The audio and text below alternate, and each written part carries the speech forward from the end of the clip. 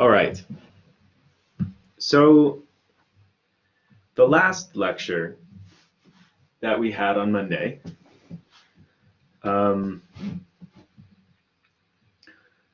we ended up at this point here, where I was talking a little bit about how multi-level models are going to take into account a little bit about the group and a little bit about the global average, and they're going to mix them together. And this results in a scenario where, in a model where you just have an intercept,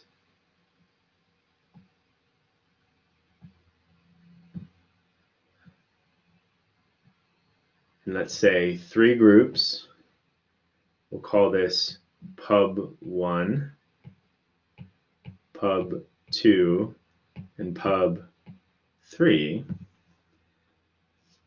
with waiting times in a distribution like this,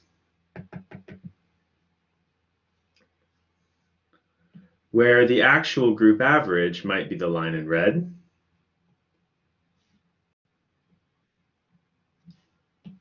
the actual global average might be the line in blue,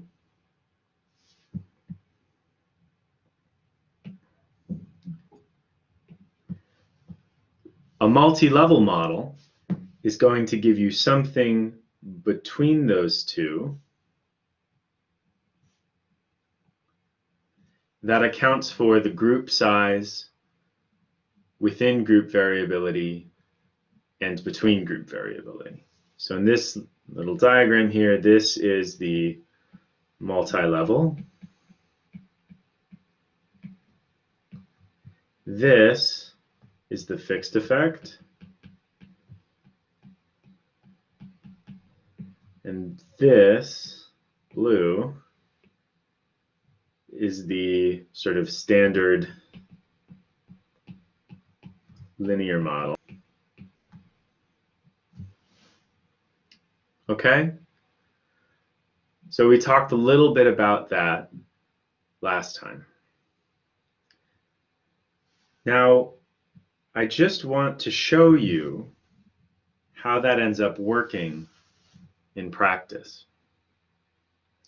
So if everybody can see the interpreter here, you remember our waiting times data. The library that we're going to be using to fit multi-level models is called LME4. It comes from, the name of the package comes from the term linear mixed effect. And generally speaking, we call it a mixed effect model in some areas of econometrics rather than anything else. We call it mixed because in our equation from last time, if you remember, we have our prediction is equal to our global component plus our group level error term plus our individual observation error. And generally speaking, it's called a mixed effect because this component gives us our group level estimate. It would give us our average waiting time in a pub, let's say. Like you can use it to compare to a fixed effect model, as I've drawn on the right. But that's actually composed of what they say, or what they call a fixed component, this alpha, or this A, and a random component, which is this U. So in practice, because it mixes together these two kinds of effects, which is one that we just estimate directly, and one that we treat as an error term, the U, they call it a mixed effect. So that's why the package is called linear mixed effects, and 4 because they like that number, I guess. So in LME4 then, the way you specify that an effect is supposed to be multi-level or grouped is using a parenthesis. So first off, I'm going to fit the constant model or the standard model. And this is the one we've seen before. I'm just going to use regular LM, and it's going to be waiting time as a function of 0 of just a constant, and it equals times. You've seen that before. We're just fitting the flat line. That's the blue line here. It's giving us the average across all of our groups. And then you've seen the fixed effect model, which is predicting waiting time as 0 plus pub. And again, we're going to keep it as the fixed effect model instead of the contrast model because it makes it easier to talk about. So then the fixed effect model is going to be like the red. It's just going to pick off the group means and stick them as the group estimate. Okay? The multi-level model, we have to use LMER,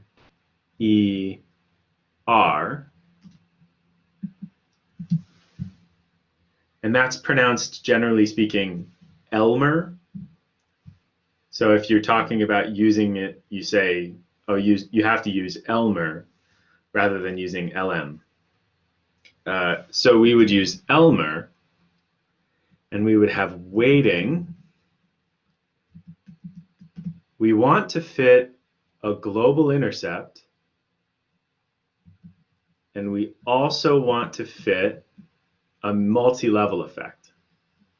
So we're going to have, in the times data, I'm just going to put this at the end.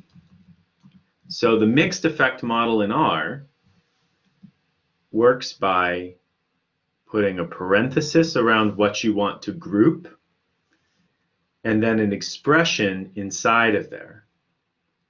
And that expression is usually your model separated by your group.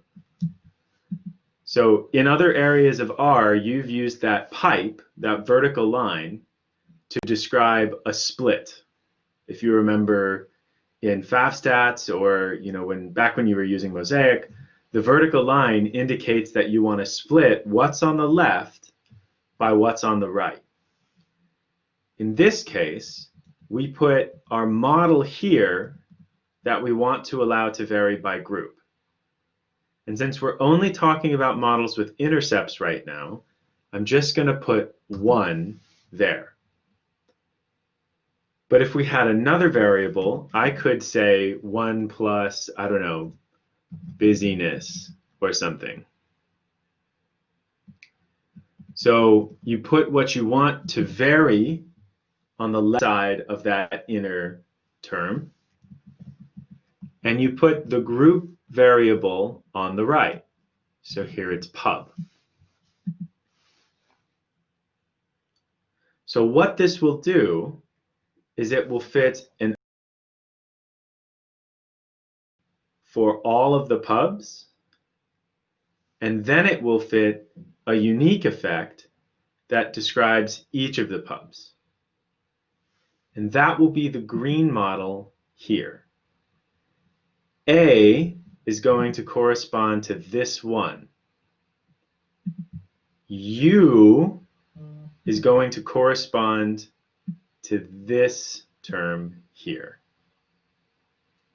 So if I fit that, now I get a model that's this linear mixed effect model.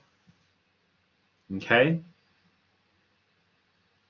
And you can see here that I get a single intercept estimate, and that's in a fixed effects area. So if I say like summary MLM, I'm only going to get one effect, and that's going to be that intercept term. But if I use something like coefficients for the model, I get back the individual pub level estimates. So this one is A, And this is our group level estimate. If you want to recover U, I think it has to use a different function. I'll have to get back to you on getting U exactly. It might be in the workbook. I don't remember off the top of my head. But the main point is that this estimate here is the sort of global estimate for all pubs. These estimates are the estimates for each individual pub about the waiting time. So in this diagram here, A corresponds to 3.96. This estimate corresponds to the estimate here. Now, there's going to be a funny thing that happens if you follow through the workbook. The standard model that just fits the straightforward mean shows that the average waiting time in Bristol is 3.71. Our estimate of A in the multi-level model is bigger than that. So the multi-level model is going to come up with some kind of variance adjusted estimate of what our typical waiting time overall is going to be. And likewise, the fixed effect model has those estimates for each individual pub, whereas our other models, our multi-level model, is somewhere between that fixed effect estimate and A.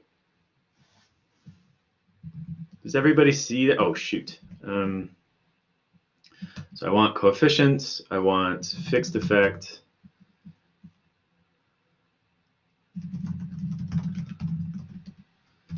and then I want M&M. So the intercept is 3.96 there. That's A. Our fixed effect estimate for the Berkeley is 4.7. That's just the average of waiting times we see in the Berkeley. Our multi-level model would estimate that at 4.44.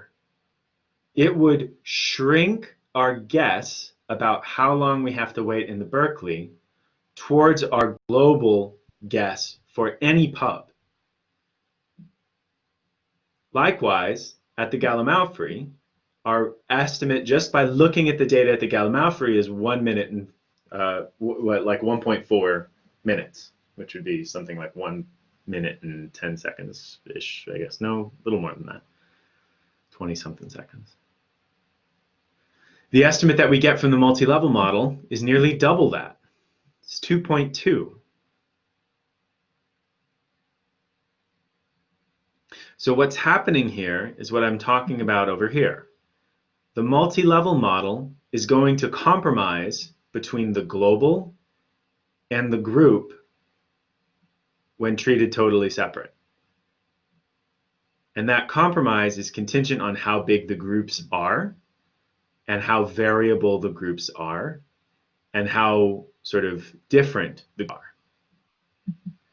You see that the milk thistle is shrunk pretty substantially as well. It goes almost a full minute down.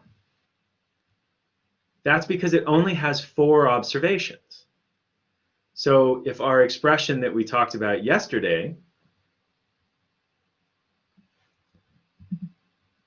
there are 3 determinants: group size, within group variability, which is just estimated from the whole problem at hand, from the whole model, and between group variability, which is just one estimate for the whole model. So in this problem, the differences between how strongly each group shrinks comes down to their group size. The Berkeley has the most observations, so it remains about the same. The Gallimaufry has fewer observations, so it goes up closer to the global estimate of 3.9. The milk thistle has the smallest number of observations, so it shrinks and shrinks hard, losing an entire minute on its estimate. Okay? So when we're talking about fitting a multi-level model in R, this is what I want you to be able to do. I want you to be able to look at the coefficients for the model, which correspond to, in this side, the green lines, sort of the estimates for each group. I want you to be able to come up with those. And that uses the coefficients function or coef function, and you'll see that in the workbook as well. I want you to know that those estimates are going to be what we say is shrunk towards the global estimate. So they're going to fall between what you get from a fixed effect model and what you get as the global estimate down there. Okay? So they're going to fall between the fixed effect model and the standard model. And it's going to reflect a kind of blending between those two. Okay? Now the workbook will tell you a little bit more about this. And in practice, you can have this for models that aren't just composed of an intercept.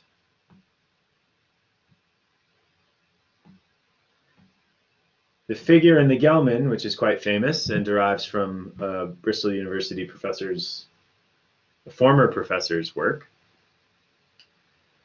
You know, if I fit a model where I have a bunch of varying intercepts, like we did the other day, then I'm going to get multiple parallel lines.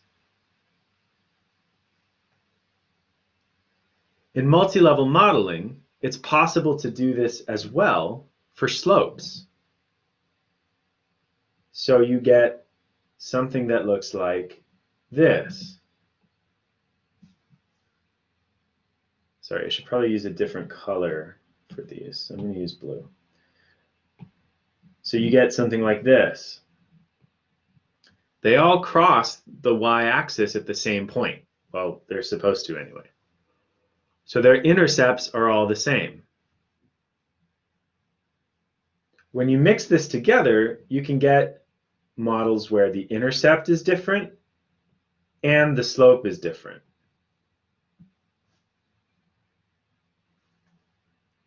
So what I've shown you here is just that version.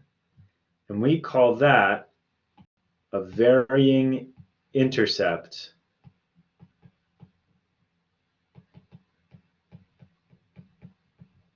model.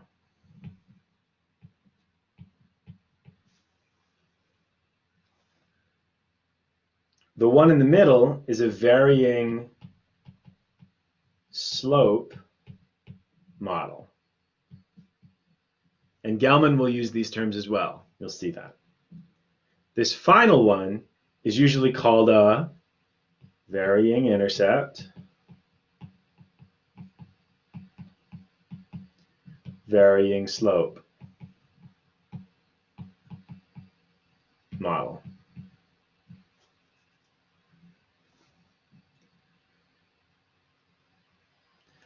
And just to be clear, again, in code, you use LMER.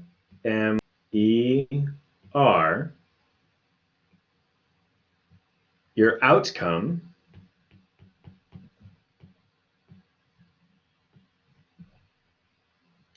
what you want to keep fixed plus what you want to allow to vary by the group that you want it to vary over. And then you have your data is equal to whatever. Okay? Just focusing on the point that matters here.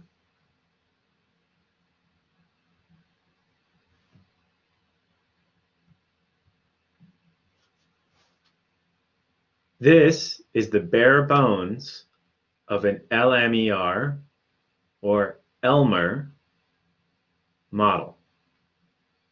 It expresses the multi-level structure using this term, and it keeps things constant using this term. If you want things to be multi-level, you'll generally want to include a component here and a component here. As we did before, when we said that waiting time is a function of a constant plus a group level effect over pub. This means fit an intercept and fit an effect that varies by pub, and just have them be separate effects. If I had additional information, such as, say, the number of people in the pub, I might have something like waiting is a function of our global constant, 1, plus number of patrons, plus 1. And then I might also want to include number of patrons varied by pub.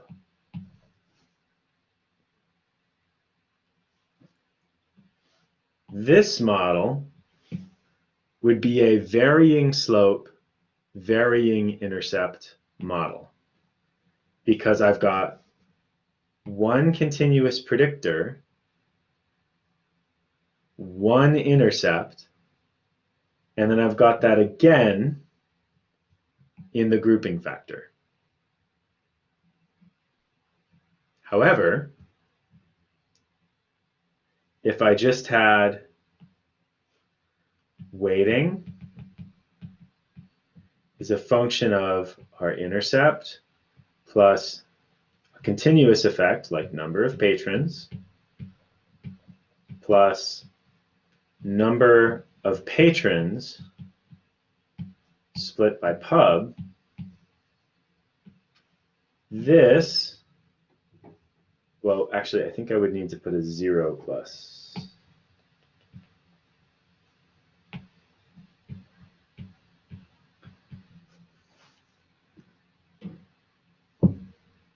This would be just a varying slope model, because I've said don't fit a varying component for the intercept by pub, but do fit a varying component for the number of patrons by pub. Okay? So just in terms of what we've done up here,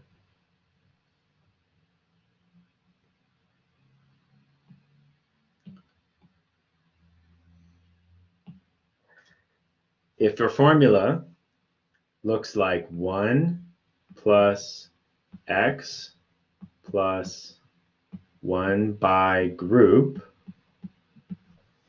it's a varying intercept model. If instead it looks like 1 plus x plus only x varying by group, it's a varying slope model.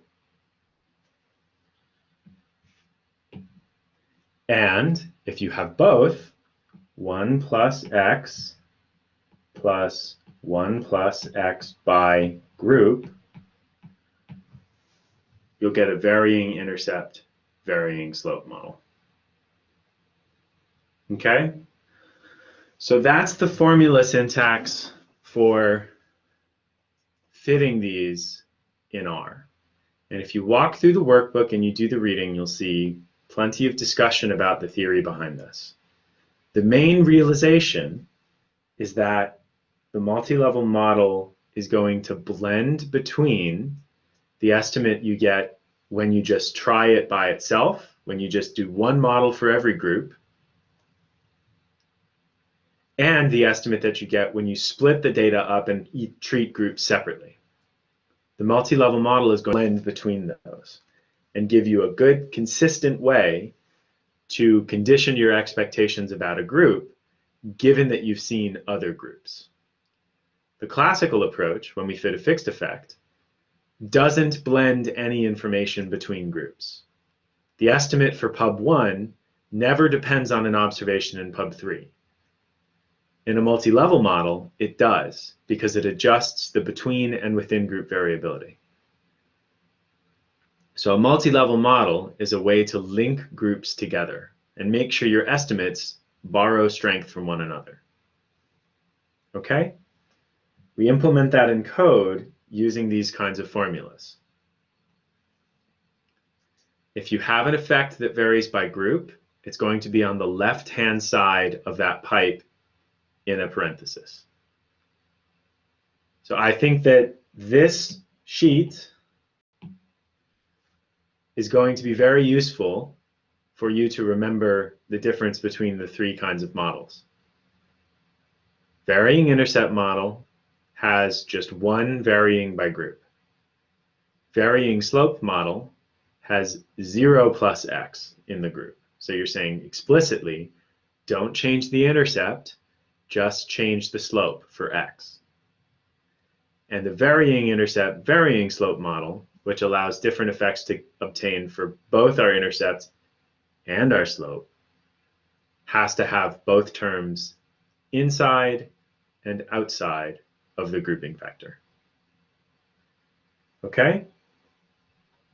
So that's all I wanted to talk about today, was the process of fitting these models using LMER. And I wanted to make sure that we hit the conceptual connection between the formula on the top here and the model type on the bottom here. Okay? If you've done the reading, especially in chapter 12, this shouldn't strike you as too significant. And I've built in an extra week next week so that we can just work on this together and have a question and answer or discussion section on Monday, as well as plenty of time today and tomorrow to get through the assignment, and on Thursday, I guess, of next week. So, cool. That's all I wanted to talk about today in the